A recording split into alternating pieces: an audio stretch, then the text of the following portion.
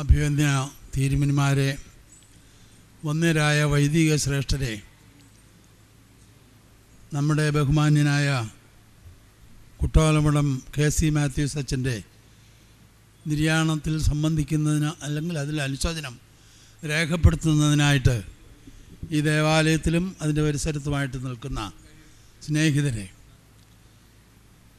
ബഹുമാനപ്പെട്ട അച്ഛനെക്കുറിച്ചുള്ള ഒരു ചെറിയ അനുസ്മരണം മാത്രം നടത്തുവാൻ ഞാൻ ആഗ്രഹിക്കുന്നുള്ളൂ. ഞാൻ ഷമ്മാശനായ കാലം മുതൽ ബഹുമാനപ്പെട്ട അച്ഛൻ എൻ്റെ ഒരു ആരാധനാപാത്രമായിരുന്നു എന്ന് പറയുന്നതിൽ തെറ്റില്ല. കാരണം ഞാൻ ഇത്രയധികം സ്നേഹിക്കുകയും ആദരിക്കുകയും ചെയ്തിട്ടുള്ളൊരു വൈദികൻ ജ്ഞാനായ സമുദായത്തിലില്ല എന്ന് പറഞ്ഞാൽ അത് അതിശോക്തിയല്ല.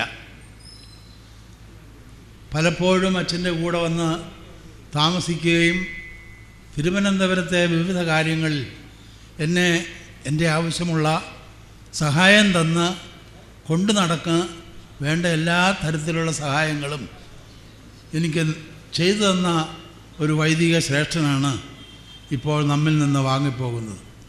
അതുകൊണ്ട് തന്നെയാണ് ഞാൻ ഇത്രയും ദൂരം യാത്ര ചെയ്ത് ഇവിടെ വരികയും ബഹുമാനപ്പെട്ട അച്ഛനെ കാണുകയൊക്കെ ചെയ്തത്.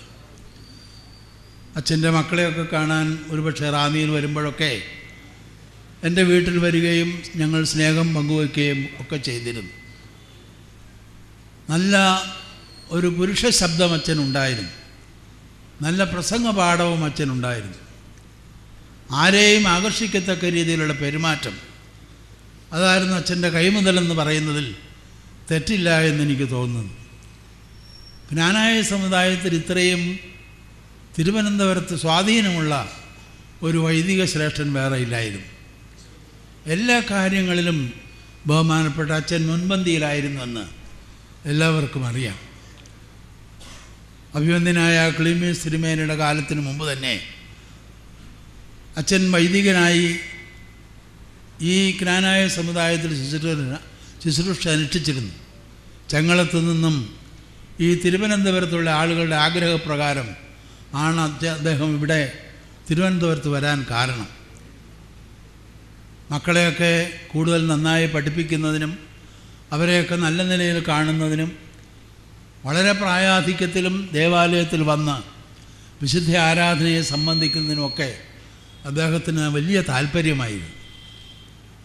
എനിക്ക് തോന്നുന്നത് ഇത്രയും ദീർഘകാലം ഒരു പള്ളിയിൽ തന്നെ ശുശ്രൂഷ അനുഷ്ഠിച്ച വേറെ വൈദികർ ജ്ഞാനായ സമുദായത്തിൽ ഉണ്ടാകുമെന്ന് എനിക്ക് തോന്നുന്നില്ല.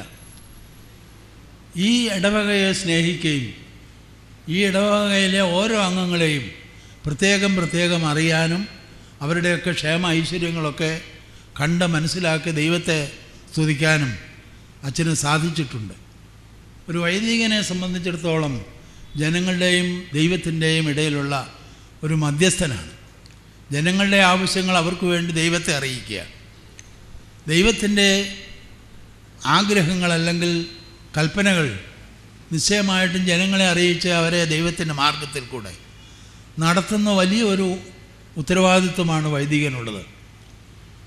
ഞാൻ നിശ്ചയമായിട്ടും പറയും, ആ ഉത്തരവാദിത്വം അങ്ങേയറ്റം ആത്മാർത്ഥതയോടും അതുപോലെ തന്നെ ദൈവത്തിലുള്ള വിശ്വാസത്തോടെ എല്ലാവർക്കും പ്രയാസമൊന്നും ഇല്ലാതെ പ്രീതികരമായി ആ തൻ്റെ കർത്തവ്യം നിർവഹിക്കുന്നതിന് അങ്ങേയറ്റം പരിശ്രമിച്ചിട്ടുള്ള ഒരു വൈദികനാണ്. ജ്ഞാനായ സമുദായത്തെ സംബന്ധിച്ചിടത്തോളം പഴയ ഒരു തലമുറ, വൈദികരുടെ ഒരു പഴയ തലമുറയിലെ അവസാനത്തെ കണ്ണിയായിരുന്നു അച്ഛനെന്ന് പറയുന്നതിൽ തെറ്റില്ല. ഇന്ന് ജീവിച്ചിരിക്കുന്ന വൈദികരിൽ ഏറ്റവും പ്രായം കൂടിയ മുതിർന്ന വൈദികനെന്ന് പറയാവുന്ന ഒരാളായിരുന്നു അച്ഛൻ. അതിനുശേഷം ഇനിയും ഒരു മുതിർന്ന വൈദികനെന്ന് പറയാൻ ആലുംമുട്ടിലച്ഛനും ചെറയിലച്ഛനും ഞാനുമൊക്കെ ആ നിലയിലേക്ക് ഇനിയും വരുന്നവരാണ്. ഏതായാലും ഞങ്ങൾക്കൊക്കെ അഭിമാനിക്കുവാനും എന്നും സന്തോഷത്തോടും സമാധാനത്തോടും കൂടെ ദൈവസന്നിധിയിൽ ഓർക്കുവാനും തക്കവണ്ണം വിശിഷ്ടമായ ഒരു സേവനം ഈ സമുദായത്തിന് നൽകുകയും പ്രത്യേകിച്ചും ഈ തിരുവനന്തപുരം ഇടവകയ്ക്ക് നല്ലൊരു നേതൃത്വം കൊടുക്കുകയും ഈ ഇടവക ഇത്രയും ഭംഗിയായി പ്രവർത്തിക്കുവാൻ ദൈവമിടയാക്കുകയും ചെയ്തു. അതിനൊക്കെ ചുക്കാൻ പിടിക്കുന്നതിന് അച്ഛന് സാധിച്ചത് ദൈവത്തിൻ്റെ കൃപയൊന്ന് മാത്രമാണ് എന്ന് ഞാൻ വിചാരിക്കുന്നു. അച്ഛൻ്റെ വേർപാടിൽ ഇടവക ദുഃഖിക്കുന്നുണ്ട്. ഇടവകയിലെ എല്ലാ അംഗങ്ങളും ദുഃഖിതരാണെന്ന് എനിക്കറിയാം. ഞാനും വളരെയേറെ ദുഃഖിക്കുന്നു. എൻ്റെ സ്നേഹാദരങ്ങളുള്ള ഒരു വൈദിക ശ്രേഷ്ഠൻ ഇന്ന് നമ്മളെയൊക്കെ പിരിഞ്ഞ് ദൈവസന്നിധിയിലേക്ക് പോകുന്നു. ദൈവം അദ്ദേഹത്തിന് അഹരോന്യ സ്ഥാനത്ത് അഹരോൻ്റെ ഇതുപോലെയുള്ള ഒരു നല്ല നിര്യാണം പ്രാപിക്കുന്നതിനും ഒരു നല്ല സ്ഥാനം ദൈവസന്നിധിയിൽ പ്രാപിക്കുന്നതിനും ദൈവത്തിൻ്റെ തിരുശരീര രക്തങ്ങൾ ആഘോഷിച്ചിട്ടുള്ള കൈകൾ അനേകർക്ക് അതിനെ വിശുദ്ധിയോടെ നൽകിയിട്ടുള്ള ബഹുമാനപ്പെട്ട അച്ഛൻ വിശുദ്ധിയോടെ വിശുദ്ധ കുർബാന അർപ്പിക്കുകയും അനേകർക്ക് അത് നൽകി അവരെ ദൈവത്തിങ്കിലേക്ക് വഴി നടത്തുകയും ചെയ്യുവാൻ ശുഷ്കാന്തിയോട് പ്രവർത്തിച്ച അച്ഛന് ദൈവം തൻ്റെ രാജ്യത്തിൽ ഉന്നതമായൊരു സ്ഥാനം അഹരോനോടൊക്കെ കൂടി നൽകട്ടെ എന്ന് ആത്മാർത്ഥമായിട്ട് പ്രാർത്ഥിച്ചുകൊണ്ടും അച്ഛൻ്റെ നിര്യാണത്തിൽ ദുഃഖിക്കുന്ന ഇടവകയോടും അതുപോലെ തന്നെ ഇടവകാംഗങ്ങളോടും അച്ഛൻ്റെ കുടുംബാംഗങ്ങളോടും ഒക്കെയുള്ള എല്ലാ അനുശോചനവും അറിയിച്ചുകൊണ്ടും എൻ്റെ വാക്കുകൾ അവസാനിപ്പിക്കും. കേരളത്തിൻ്റെ ബഹുമാനായ ഭക്ഷ്യ സിവിൽ സപ്ലൈസ് വകുപ്പ് മന്ത്രി, വളരെ ആദരണീയനായ കമാൻഡർ അനൂപ് ജേക്കബ് ഇപ്പോൾ അനുശോചനം അറിയിച്ചുകൊണ്ട് അല്പസമയം സംസാരിക്കും. അഭിവന്ദ്യ പിതാക്കന്മാർ, ഇത്രയും വൈദികർ, മറ്റ് സിസ്റ്റേഴ്സ്, മാതാപിതാക്കളെ, സ്നേഹിതരെ,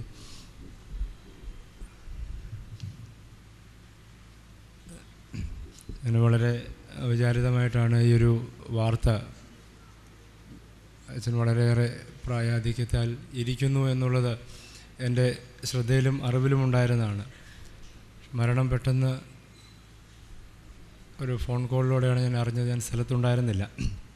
ഞാനന്ന് രാവിലെ വന്നപ്പോഴാണ് മരണവിവരം അറിയുവാനിടയായത്. ഈ വന്ധ്യപിതാവ്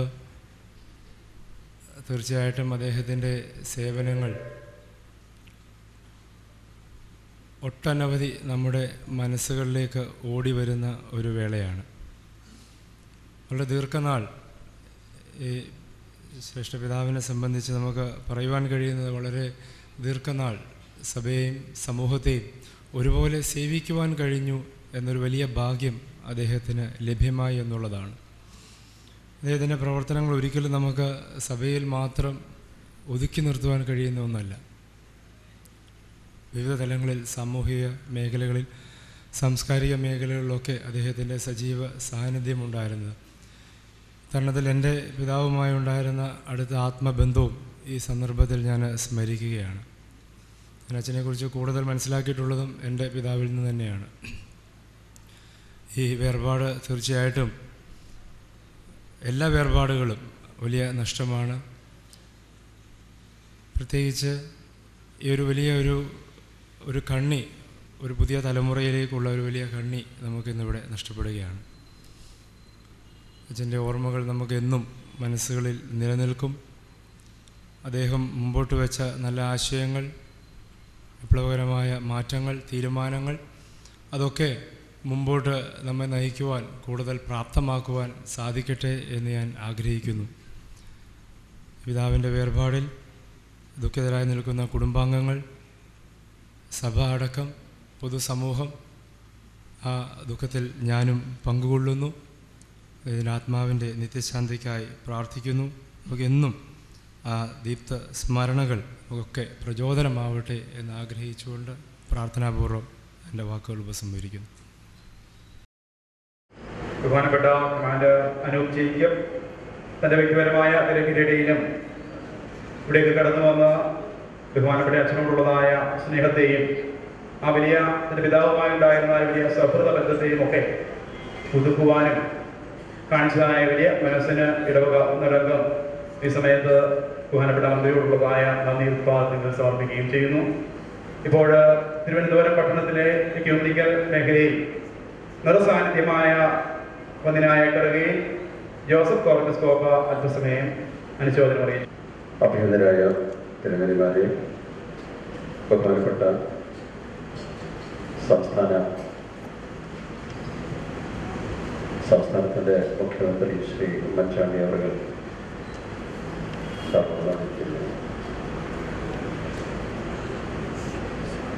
ബഹുമാനപ്പെട്ട മന്ത്രി അനൂപ് ജേക്കബ്, പണ്ഡിതരായ വൈദിക ശ്രേഷ്ഠരെ, പ്രിയപ്പെട്ട സഹോദരങ്ങളെ,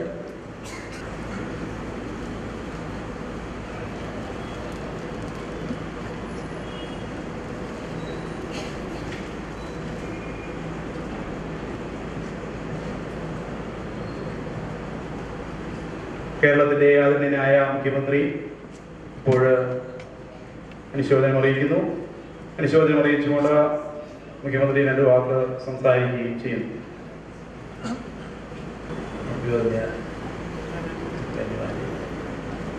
ബഹുമാനപ്പെട്ട വൈദികരെ, ഭക്തജനങ്ങളെ, സുഹൃത്തുക്കളെ, സി മാത്യൂസ് അച്ഛൻ്റെ വേർപാടിലുള്ള അനുശോചനം രേഖപ്പെടുത്താൻ ഞാൻ ഈ അവസരം വിനിയോഗിക്കുകയാണ്. അച്ഛന് ചെയ്ത സേവനങ്ങൾ, കാനായ സഭയ്ക്ക് നൽകിയ സംഭാവനകളൊക്കെ എല്ലാവർക്കും അറിയാം. അച്ഛൻ തൻ്റെ കഴിവുകൾ മുഴുവൻ സമുദായത്തിനും സമൂഹത്തിനും വേണ്ടി വിനിയോഗിച്ച് പ്രവർത്തിച്ച് ഇന്ന് നമ്മളിൽ നിന്ന് വിട്ട് പിരിഞ്ഞിരിക്കുകയാണ്.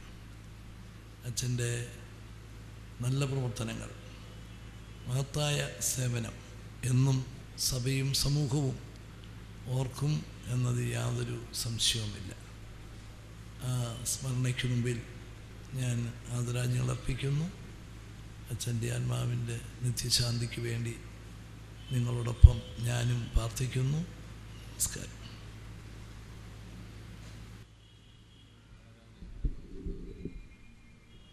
ബഹുമാനപ്പെട്ട മുഖ്യമന്ത്രിയോടുള്ളതായ നന്ദി അറിയിക്കുന്നു. ബഹുമാനപ്പെട്ട മുഖ്യമന്ത്രി ഇന്ന് വളരെ തിരക്കിലായിരുന്നു എങ്കിൽ തന്നെയും ദീർഘകാലമായി അച്ഛനുമായുണ്ടായിരുന്നതായ വലിയ സ്നേഹബന്ധത്തെയൊക്കെ മുൻനിർത്തിക്കൊണ്ട് കടന്നു വരുവാൻ സാധിച്ചു.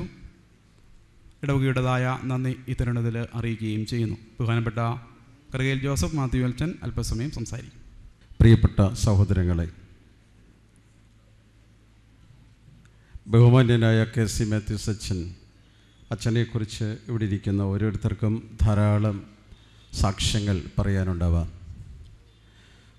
ഞാനൊരു 30 വർഷങ്ങൾക്ക് മുമ്പാണ് ട്രിവാൻഡ്രത്ത് കടന്നു വരുന്നത്. അന്ന് കടന്നു വരുന്ന സമയത്തും വളരെ സജീവമായി പ്രവർത്തിച്ചുകൊണ്ടിരുന്ന ബഹുമാനപ്പെട്ട മാത്യൂസ് അച്ഛൻ ജ്ഞാനായ സമുദായത്തിൻ്റെ ഒരു വൈദികൻ എന്നുള്ളതിൽ ഉപരിയായി ഈ തലസ്ഥാന നഗരിയിലെ എല്ലാവരുടെയും ഒരു വലിയച്ഛനായി അച്ഛൻ തൻ്റെ ശുശ്രൂഷ തുടരുകയായിരുന്നു. സാധാരണ ഞങ്ങളുടെ അച്ഛന്മാർക്കറിയാം, ഒരു 3 വർഷം ഒരു പള്ളിയിൽ ശുശ്രൂഷ ചെയ്യുമ്പോഴേക്കും മിക്കവാറും അച്ഛന്മാരും ജനങ്ങളും മടുക്കുന്ന പതിവാണുള്ളത്.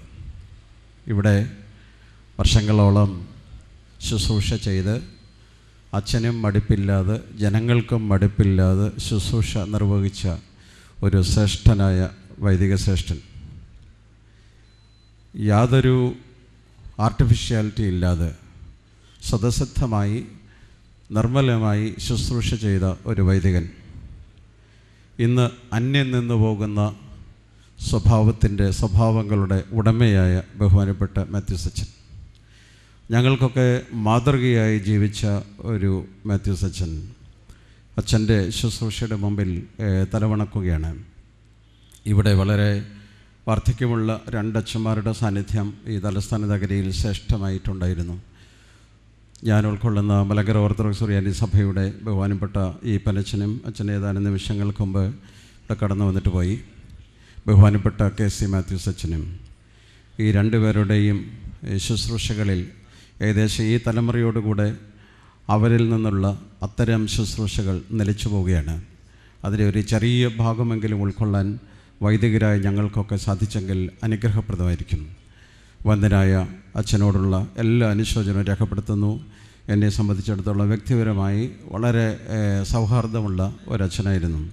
പലപ്പോഴും വ്യക്തിപരമായ കുടുംബപരമായ കാര്യങ്ങൾ സംസാരിക്കാനും ദൈവകാര്യങ്ങൾ പങ്കെടുക്കാനും സാധിച്ചിട്ടുണ്ട്. തലസ്ഥാന നഗരിയിലെ സഭൈക്യ പ്രസ്ഥാനമായ യുണൈറ്റഡ് ക്രിസ്ത്യൻ മൂവ്മെൻറ്റിൻ്റെ വളരെ സജീവമായ പ്രവർത്തകനായിരുന്നു ബഹുമാനപ്പെട്ട മാത്യൂസ് അച്ഛൻ. അച്ഛൻ വാർദ്ധക്യമായപ്പോഴാണ് അത്ര കടന്നു വരാൻ പറ്റാതെ പോയത്. എങ്കിലും അച്ഛൻ വളരെ സജീവമായി ശുശ്രൂഷയിൽ പങ്കെടുത്തു. ബഹുമാനപ്പെട്ട അച്ഛനോടുള്ള മലങ്കര ഓർത്തഡോക്സ് സുറിയാനി സഭയുടെ തിരുവനന്തപുരം ഭദ്രാസനത്തിലെ മെത്രാപ്പൊലീത്ത തിരുമനസ്സുകൊണ്ട് ഇവിടെ സാന്നിധ്യം കൊണ്ട് ഇവിടെയില്ല. എങ്കിലും തിരുമേനിയുടെ പേരിലും ഞങ്ങളുടെ ഈ ഭദ്രാസനത്തിൻ്റെ പേരിലുമുള്ള എല്ലാ അനുശോചനവും വ്യക്തിപരമായും ഈ ഭദ്രാസനവുമായും പ്രത്യേകമായി അറിയിച്ചുകൊണ്ട് എൻ്റെ വാക്കുകൾ അവസാനിപ്പിക്കുന്നു. ബഹുമാനപ്പെട്ട ജോസഫ് മാത്യു അച്ഛനുള്ളതായ നന്ദി ഈ സമയത്ത് അറിയിക്കുന്നു. അടുത്തതായി ജ്ഞാനായ സമുദായത്തിൻ്റെ വികാരി ജനറൽ ഇത്രയും ബഹുമാനപ്പെട്ട കുളമുടയിൽ രാജൻ കശീശ ഇപ്പോൾ അനുശോചനം അറിയിച്ചുകൊണ്ട് സംസാരിക്കുന്നു. അഭിനന്ദ പിതാക്കന്മാരെ, വന്യ കോറപ്പീസ്കോപ്പ അച്ഛന്മാരെ, ബഹുമാന്യരായ വൈദികരെ, കർത്താവിൽ പ്രിയരെ, ഒരു നൂറ്റാണ്ടിനടുത്ത കാലഘട്ടം ഭൂമിയിൽ ജീവിക്കുവാൻ ഉള്ള ഭാഗ്യം, അതിൽ 70 വർഷത്തിലകം പൗരോഹിത്യ ശുശ്രൂഷയിൽ പുരോഹിതനായി ശുശ്രൂഷ ചെയ്യുവാനും ജീവിക്കുവാനുമുള്ള ഭാഗ്യം വളരെ അപൂർവമായി ലഭിക്കുന്ന ഭാഗ്യങ്ങളിൽ ചിലതാണ്. കർത്താവ് സ്ലീഹന്മാരെ അയക്കുമ്പോൾ പറഞ്ഞത്, എൻ്റെ പിതാവ് എന്നെ അയച്ചതുപോലെ ഞാൻ നിങ്ങളെ അയക്കുന്നുവെന്നാണ്. കർത്താവിൻ്റെ ശുശ്രൂഷ ഭൂമിയിൽ തുടരുവാൻ വിളിക്കപ്പെടുകയും ഉത്തരവാദിത്വം നൽകപ്പെടുകയും ചെയ്യുന്നവനാണ് ഒരു പുരോഹിതൻ. പരാപരൻ്റെ ഹിതമറിഞ്ഞ് പുരോഭാഗത്ത് നിന്ന് വഴി നടത്തുന്ന ഒരു പുരോഹിതൻ. അപ്രകാരം ദിവ്യമായ ശുശ്രൂഷയിൽ ദീർഘകാലം പ്രവർത്തിക്കുവാൻ ഈ സഭയ്ക്ക് അനുഗ്രഹകരമായിട്ട് തീരുവാൻ സാധിച്ചു. ആദ്യ പുരോഹിതനായ മോശയെക്കുറിച്ച് വേദപുസ്തകം പറയുന്നൊരു വാക്കുണ്ട്, ഭൂതലത്തിലുള്ള മനുഷ്യരിൽ സൗമ്യനായിരുന്നു മോശയെന്ന്. എന്താണ് സൗമ്യത?